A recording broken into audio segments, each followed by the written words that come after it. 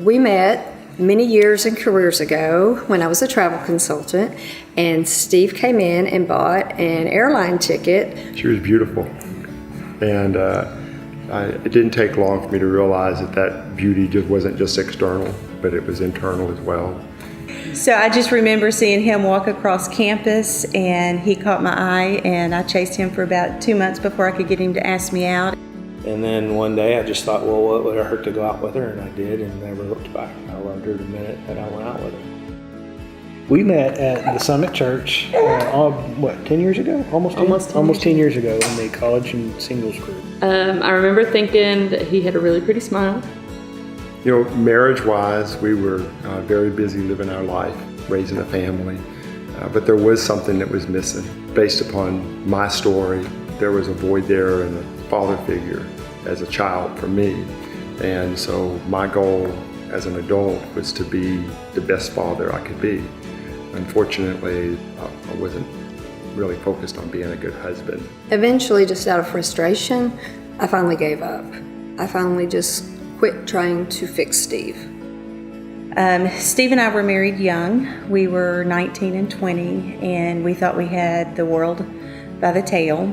But God brought us to the end of ourselves in about 2006. We were living separate lives. We never divorced, we never separated, but we were very, very close. We were on the brink.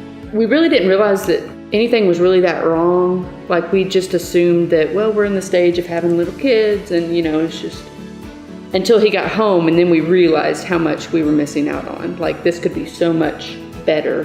When I returned from my For Kingdom retreat, I began to realize my destiny and my vision, and I realized that my first ministry was to do marriage well, because I knew that if I could do that right, then I could do any ministry that God laid before me.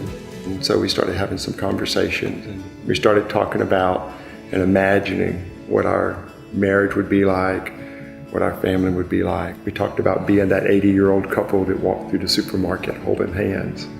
And I realized that if I was going to do that when we're 80, that I needed to start doing that now. For 20 years, I worked. I prayed for this man, things that I strived for 20 years. It's like God, in one weekend, began to work that I couldn't do. Seeing him really, when he comes home, stepping up and taking ownership and leading our family devotionals. It's the way God designed it to be. And the order is right. When he is right, everything just falls in line. That has been probably the most significant change in our household. He's gone to many different retreats with Moose since then. Every time he comes back with a deeper level of understanding of Christ and what Christ wants in him and what Christ wants in our lives, and that has been the biggest thing. It was like God just changed my perspective.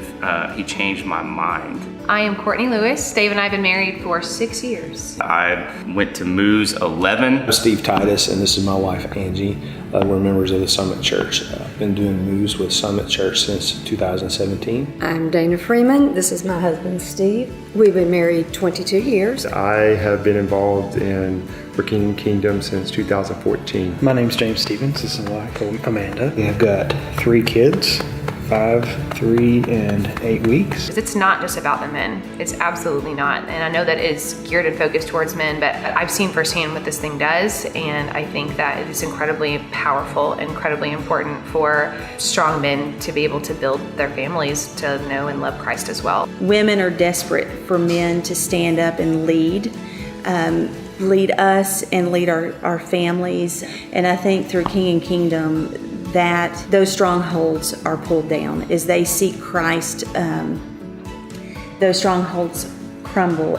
If you want to invest in a ministry that's going to truly and very deeply affect an entire generation, this would be it. I think any couple that's had their marriage impacted by the For Kingdom ministry, I know what a blessing that ministry can be to their lives. And for us to ensure that other couples have the opportunity to feel that joy and that grace and that peace that we felt. It's incumbent upon us to give our time, our talent, and our treasure to that ministry.